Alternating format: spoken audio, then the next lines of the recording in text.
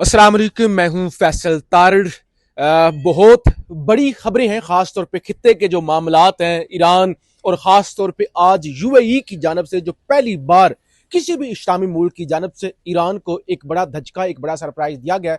इन तमाम तर चीजों पर तो हम बात करते हुए आ रहे हैं, करनी भी है, लेकिन दो तीन डोमेस्टिक मामलात हैं। सबसे पहले उस पर बात करेंगे। एक मशहूर सिंध की दादू से गालबन ताल्लुक रखने वाली उम्मे रुबाब चांडियो पिछले तकरीबन के 8-9 सालों से वो बगैर जूतों के पाकिस्तान की मुख्तलिफ अदालतों के, मीडिया हाउसेस के, मुख्तलिफ जगहों के वो खाक छानती हैं और वो इंसाफ मांगती हैं। आज इस्लामी जमहूरिया पाकिस्तान की अदालतों ने जो उम्मे रुबाब को इंसाफ दिया है, एक तो उस पर बात करनी है। क्या शानदार इंसाफ मिला है जी। क्या पाकिस्तान की अदालतें तरक्की कर गई हैं, क्या लेवल हो गया बिलावल के सिंध के अंदर, और इंसानी हकूक की बात करने वाले बेशरम लोग उस पर। और फिर पाकिस्तान के कौमी हीरो, पाकिस्तान का फखर नसीम शाह। लो जी, इस मुल्क के अंदर कौमी हीरोज की टके की इज्जत नहीं है, इस पर भी बात करनी है। और भी काफी खबरें हैं, वो भी आपके सामने रखेंगे। बहुत बड़ा इजलास हुआ है जी इस्लामाबाद के अंदर, सुहेल अफरीदी साहब ने शिरकत की है, 400 वज़राए आला, और फिर बड़े फैसले हुए, वो भी आपके सामने रखने हैं। आपसे गुजारिश है इस यूट्यूब चैनल को जरूर सब्सक्राइब करें, वीडियो को लाइक करें, शेयर करें, फीडबैक जरूर दिया करें। नौजवान सहाफी ज़ीशान नूर मेरे साथ हैं, इन तमाम तर चीजों पर मिलकर बात करेंगे। सबसे पहले जरा उम्मे रुबाब, क्योंकि देखें जब हमने सहाफत शुरू की ना, ये उन दिनों की बात है। उम्मे रुबाब चांडियो वो हाथ में लालटेन पकड़कर, फिर वो एक दफा भागते भागते उस वक्त के चीफ जस्टिस साकिब निसार की गाड़ी के आगे भी आ गई थी, उन्होंने भी रिमार्क्स दिए थे। मैं आपकी इजाजत से आज जो बीबीसी ने खबर लगाई है ना, जो दादू की कोर्ट से फैसला आया, वो थोड़ा मुख्तसर आपके सामने रख लूं, फिर आप इस पे कमेंट कीजिएगा। सर, बीबीसी ये रिपोर्ट करता है कि दादू के जज ने किन वजूहात की बना पर उम्मे रुबाब, जिनका दादा भी मारे गए थे, जिनके वालिद भी मारे गए थे, जिनके चचा भी मारे गए थे, और भी नुकसान हुआ था, उन्होंने कहा है कि भाई सुनिएगा, आप जरा छोड़ दें मोबाइल को, आप वाकया सुनिए। जज कहता है कि भाईजान, आपने जो रिपोर्ट दर्ज करवाई है ना, जो एफआईआर दर्ज करवाई है, वो वाकया होने के 16 घंटे बाद करवाई है। बड़ा टाइम होता है भाई 16 घंटे। जबकि जब वाकया हो गया था, अस्पताल के अंदर डेड बॉडीज पड़ी हुई थी, वो 200 मीटर दूर था वो थाने शाने से। कौन सा मुल्क है, कौन सा घर है जहां पे लाशें पड़े हुए हों? कौन सा घर है जो उजड़ चुका हो? दादा भी मारा गया, 3 नस्लें मारी गई ना। वो कह रहे हैं कि भाई 16 घंटे यहां भाई 16 महीने भी एफआईआर इस्लामाबाद में दर्ज नहीं होती, आपको पता है ना। दूसरा, उन्होंने कहा कि भाई जब फायरिंग हुई, लोग मारे गए, ये जो गवाहान है जिन्होंने गवाही दी है, ये जिंदा कैसे बच गए? ये कैसे जिंदा बच गए? उन्होंने कहा ये बात समझ से बाहर है। इसका मतलब ये पूरे पाकिस्तान को, पूरे इलाके को मार जाना चाहिए था। यानी 2-3 बंदे मारे गए, दादा मारा गया, बाप मारा गया, चचा मारा गया, उनका कत्ल कम था। बहरहाल इस पर मैं ज्यादा बात नहीं करता, आप इस पे बात करें कि क्या ये देखे ना, ये बेशर्मी नहीं तो और क्या। जज कह रहा फलाना कॉल का रिकॉर्ड तो था, लेकिन कॉल की रिकॉर्डिंग नहीं थी। वो ये मुलजमान, ये जो मुद्दई हैं, उन्होंने कॉलों की रिकॉर्डिंग करनी थी। क्या करना था यार? सुना है वो बड़े ताकतवर लोग थे, वडेरे थे। फैसल साहब देखें, कोई एफआईआर की तखीर का मामला नहीं है। मामला सिर्फ ये है कि पाकिस्तान के अंदर जो अदलिया का हाल है वो नाजरीन जानते हैं ना, उसके ऊपर बात करने की जरूरत ज्यादा नहीं है। अदलिया अब सेशन जज है, क्या हैसियत होगी उसकी? यहाँ पे तो होती है, नहीं थी, होती है गरीब आदमी के लिए, आम आदमी के लिए। उस एफआईआर के अंदर उन कातलों में 2 मेंबरान सूबाई असम्बली थे, उनमें एक साबिक पुलिस अफिसर था जो उन कातलों के अंदर शामिल थे। सिंध के वडेरे पाकिस्तान पीपल्स पार्टी के साथ मुबैना कातली कह सकते हैं, अदालती फैसला आ गया, मुबैना कातली। तो गरीब आदमी के लिए तो सेशन जज क्या, एक इलाका मजिस्ट्रेट, एक पीरा का एहलकार ही बहुत होता है। लेकिन जब वडेरे ताकतवर लोग थे, उसके सामने फिर अदालत की क्या हैसियत है। लेकिन मनाजर बड़े तकलीफदार थे कि 8 साल पहले एक नौजवान बच्ची अपने चचा, वालिद और दादा के कत्ल का इंसाफ लेने के लिए उसने चीफ जस्टिस की गाड़ी रोकी, पुलिस वालों ने धक्के दे दिए, नंगे पांव पेशियों के ऊपर जाती रही। उसे पूरा यकीन था कि मुझे इंसाफ मिलेगा। 8 साल के बाद वही मुकाला मला गया जो पाकिस्तान की अदलिया की तारीख के अंदर बहुत सारे ऐसे वाकयात हैं। और फिर उससे जो बड़ी बात और बेशर्मी की हद है वो ये है कि उन्हें पुलिस के प्रोटोकॉल के अंदर लाया गया। नाज़रीन ने वीडियोस बहुत सारी देखी होंगी, आपने भी देखी है कि कैसे वो जो मुबैना कातिल अब कह सकते हैं ना, जिनके खिलाफ वो सारा मामला था, वो सरकारी गाड़ियों पे और पुलिस की प्रोटोकॉल के अंदर वो अपने डेरे की तरफ, हवेली की तरफ आ रहे थे और दर्जनों लोग जो हैं वो क्लैशनकोफ से फायरिंग कर रहे थे।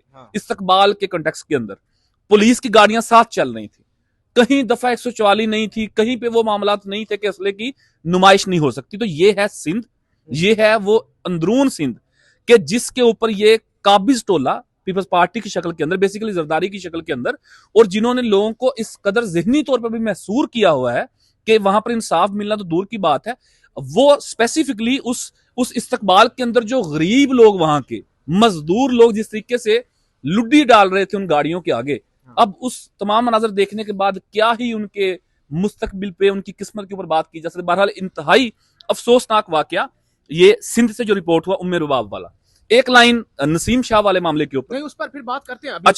अच्छा, ये फैसल साहब सारा मामला हुआ, इसके ऊपर कम से कम अगर थोड़ी बहुत भी क्रेडिबिलिटी रखनी है कोर्ट्स ने अपनी, तो अभी उनके पास एपलेट फॉर्म मौजूद है, हाई कोर्ट का है, सुप्रीम कोर्ट का है, चैलेंज को, उस केस को चैलेंज करने के हवाले से। तो कम से कम chief justice Sindh high court को, चीफ जस्टिस पाकिस्तान, बाजार तो वो कुछ भी अब नहीं है या फरीदी साहब, उन्हें कम से कम इस चीज का नोटिस लेना। अदरवाइज पाकिस्तान के अंदर कानून का, अदालतों का जनाजा तो पहले ही उठ चुका है। ये एक बहुत बड़ी कारी ज़रब है। इस तरह के केसेस हमेशा याद रखे जाते हैं, हर आने वाले वक्त के अंदर ये रिपीट होती हैं चीजें, लोग डिस्कस करते हैं कि यार फलां टाइम ये हुआ था।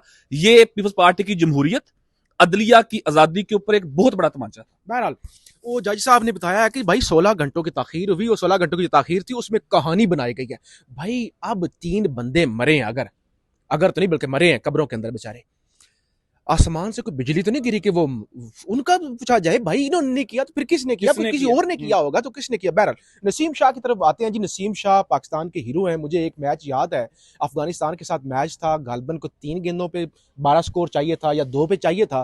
पाकिस्तान बज़ाहिर वो मैच हार चुका था, अफगानी झंडे लेके ऐसे ऐसे वो पाकिस्तान को इशारे कर रहे थे। फिर नसीम शाह आए थे, उन्होंने 2 गेंदों पर 2 छक्के, हालांकि बॉलर थे, टेल एंडर थे वो, बस उनसे उम्मीद नहीं थी, लास्ट विकेट थी, उन्होंने वो लगा दिए थे छक्के। और मैं एक इंटरव्यू सुन रहा था, वो जिसको गालबन छक्के लगे थे उसका इंटरव्यू था चंद दिन पहले, ऐसे मेरे सामने आ गया। उसने, एंकर ने पूछा ना, उन्होंने कहा आप जिंदगी के अंदर बहुत से ऐसे मैच जो आपने जीते हुए थे आप हारे, सबसे ज्यादा अफसोस किसका है? उसने कहा अगर ऑस्ट्रेलिया के साथ मैच, फलाना मैच वो बड़ा था, अहम था, लेकिन जो हमें पाकिस्तान ने हराया था, नसीम शाह ने छक्के मारे थे, उसके बाद हम डिप्रेशन में चले गए थे। और वो कहते हैं उसके बाद हमारे जो शाकीन क्रिकेट थे उन्होंने खुदकशियां की थी।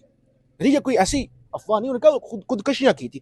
वो नसीम शाह पाकिस्तान के हीरो, ठीक है, वो सियासी मामलात के अंदर किसी खिलाड़ी को नहीं बोलना चाहिए, अगर वो उनकी कोई है डिसिप्लिन तो डिसिप्लिन की पाबंदी होनी चाहिए, लेकिन उनके वो, उन्होंने कहा कि उनके वो जाहिर है जो मैनेजमेंट है उसका, जो सेक्रेटरी या जो भी है वो सोशल मीडिया हैंडल करने वाला, उसने किया नंबर 1। तो नंबर 2, उस बंदे को 2 करोड़ जुर्माना, माफी, कहा कि नाक से लकीरें निकालो, माफी मांगो, माफियां मंगाई गई। ये इस मुल्क के अंदर कौमी हीरोज के साथ हो रहा है। और बाकी जो कौमी चोर है वो चाहे जो करे, जहाज खरीदें, झूठ बोले, इलेक्शन चोरी कर लें, तमाशा लगा दे, भाई उन्हें कुछ कहने वाली नहीं है। फैसल साहब 2 करोड़ जुर्माना हुआ, माफी मंगवाई गई, उस बंदे को अलग से फारिग किया गया जो मैनेजर था। मैनेजर था। ये देखें कि क्या अगर नसीम शाह या किसी और क्रिकेटर ने, आल्दो के नहीं करनी चाहिए बात, स्पोर्ट्समैन स्पिरिट भी होनी चाहिए, वो तमाम रूल्स क्राइटेरिया के अंदर फॉलो करते हैं, लेकिन किसी और क्रिकेटर ने किसी और चीफ मिनिस्टर के बारे इस तरह का हल्का सा ट्वीट कर दिया होता, तो क्या यही रिएक्शन होता पीसीबी का? ये तो लगता है कि पीसीबी नहीं है, पाकिस्तान क्रिकेट बोर्ड नहीं है, या पंजाब क्रिकेट बोर्ड है, कि इतनी नागवार गुजरगी बात है।